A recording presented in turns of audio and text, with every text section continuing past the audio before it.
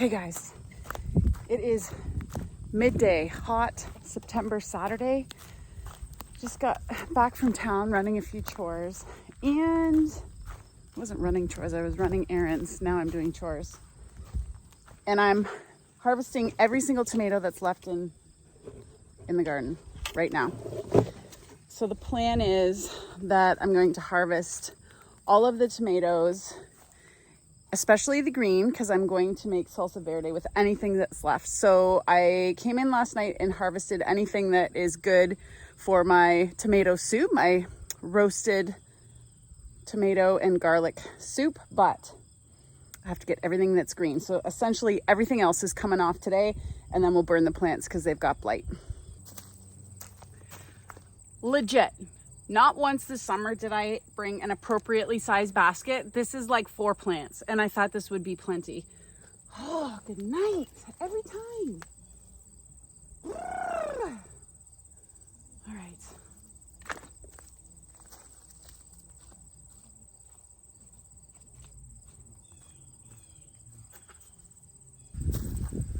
I honestly have such a problem with estimation.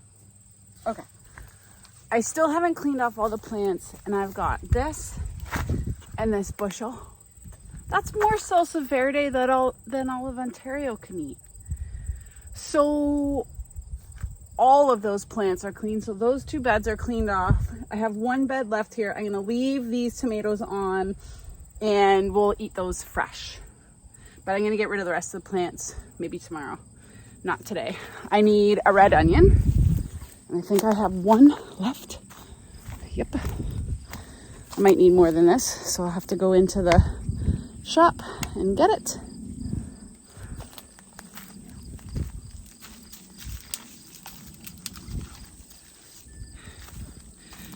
I had to buy cilantro at the store because none of mine is any good. It all bolted. So I needed a red onion. I got cilantro. Oh, and garlic. It's in the shop, so I'll have to go get that after. Okay, let's take this in the house and get it all cut up and into the roaster oven and cooking. I make myself laugh.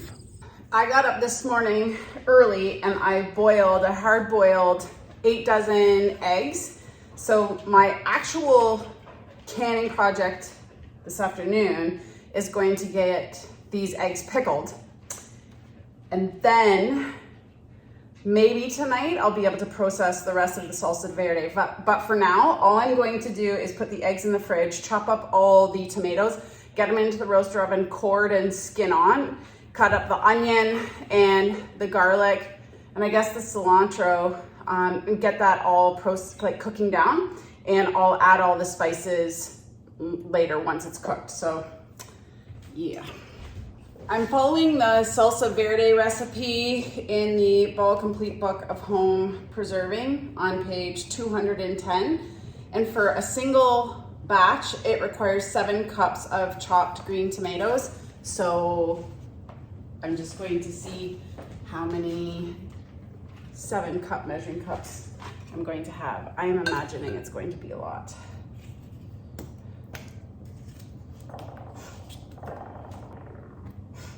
Okay, there's 1, 2, 3, that's 4. So yeah, I have that whole other bushel full of green tomatoes. And this is a 4 quadruple batch. So, and some left in this basket. And I don't know if I have enough ingredients to do 5 times. I need to go out and get my jalapenos. I only have about, 4 or 5, and that's just for 1 batch, but I'm not putting that much in because my last sauce was really spicy. So for the first time, I'm not gonna try and make this too spicy, but I feel like we're just gonna leave it there.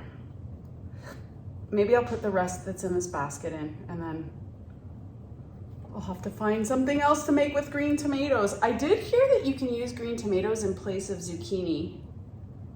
So maybe I'll try and make some chocolate tomato bread. Is that what it's called? Chocolate tomato fake zucchini bread. Okay, interesting. So we're gonna get this on the roaster oven and cooking down while I cut up the jalapenos, onions, and garlic. Look at the size of that beauty. Okay, I raided the garden and I have 3 large red onions. I need, it says 8 cups chopped. I have 12 cloves of garlic and the recipe calls for 2. And then I have 15 jalapenos that range in size from this to this. That's included in the 15. So hopefully it won't be as hot as the previous salsa, but it'll be what it'll be. So I'm just gonna cut up the onion and then I'm going to toss it through the food processor. Oh no.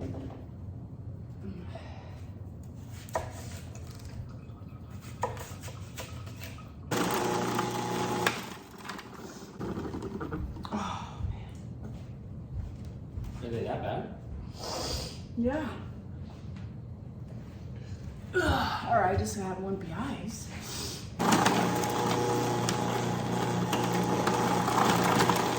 And again, the big chunks are okay for salsa because we are going to use the immersion blender in this salsa.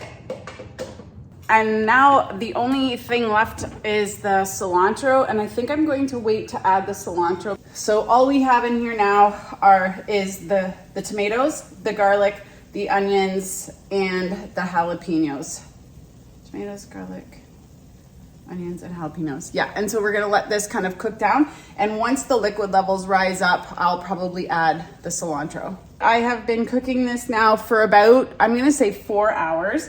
And the green tomatoes are very soft. So it's probably, like, we can probably puree it here soon. But we're going to add all of our ingredients right now and let it simmer. And I might even get to can this tonight. We'll see how I feel. So the original recipe says to add half a cup of loosely chopped cilantro. But I quadrupled the recipe or multiplied it by 4. So I am going to add 2 cups. It seems like a lot, so hopefully that's not too much. I'm going to add 2 cups of lime juice. The original recipe calls for half cup. I ran out of lime juice, so I had to add a little bit of lemon juice. So hopefully that doesn't have a big impact. Have to add 8 teaspoons of cumin. 8. 4 teaspoons of dried oregano.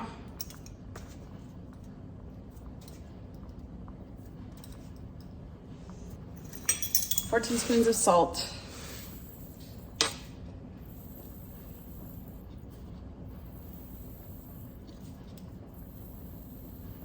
And 4 teaspoons of freshly ground pepper.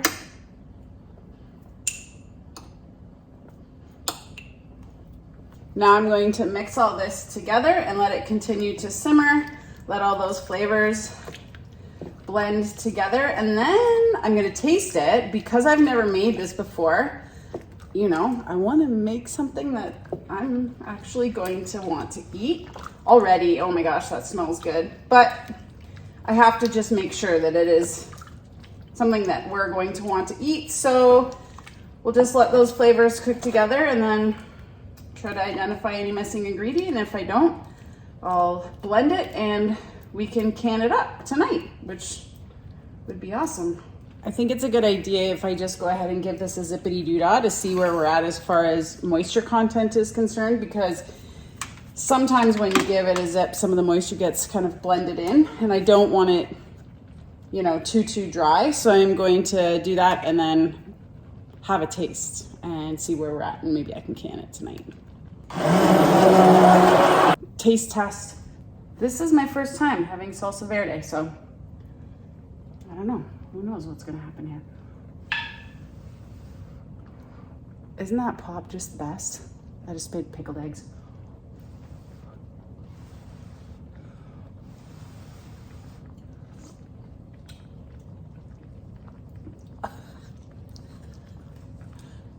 I don't want to tell you.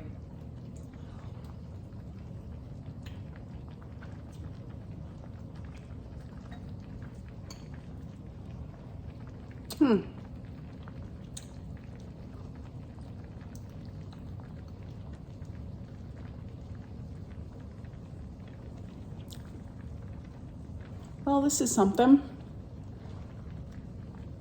I don't really like it.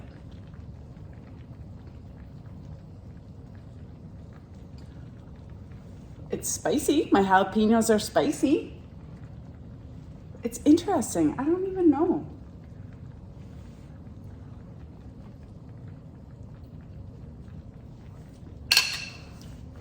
All right, truth be told, that is not something that I would go down to the pantry and say, I need to have salsa verde tonight.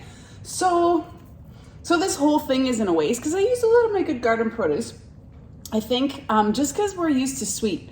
So I'm gonna add some brown sugar, so I don't know how to best to say this, but can't get any worse. So I'm gonna add some brown sugar and see if that helps in the flavor department. When in doubt, add sugar. So I'm gonna add maybe 3/4 cup. Give that a stir. Oops. Maybe it's just not a flavor that we normally eat. You know, it's definitely not a flavor. We don't eat a lot of cumin, or cumin, or however you say it. I think that could be it. I put it in my other salsa, but I don't think we put that much in. So maybe that's it. I love cilantro, I love onions, I love garlic, and I think that's really the only spice in there that's what there was a lot of. And I put what was asked for in the recipe, and as I was doing it, I'm like, this is a lot of cumin. Is it cumin or cumin? I don't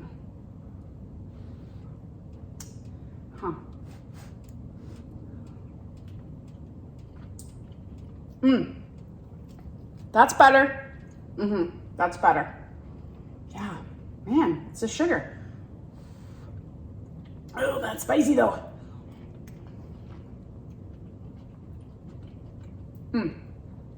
Yeah, I like that. Much better. I honestly think this is ready to can. We don't eat nachos a lot, but I think that would be really good with nachos. Or you know what it would be good on? Yeah, fish tacos. Yeah, it's good. I'm gonna let it cook down just a little bit more to get some of that liquid simmered off. And then we're gonna jar it up tonight. I'm going for it. Because then all I have to do tomorrow is make the tomato soup. Okay, so the good news is that with a little brown sugar, now I really like salsa verde. So if you make this recipe from the ball book and you don't love the taste, we just like sweet and spicy. So I think that just was the problem. Then add a little bit of brown sugar and just add it slowly until you find the taste that you like. So I just pulled these jars out of the canner. We're gonna get them filled up. I'm going to just check to make sure I have enough jars. I'm at the bottom of the barrel as far as jars are concerned, so I have a hodgepodge of jars here, but that's okay. And if I need some more, then I'll throw them in to get sterilized and get them in a canner and process them.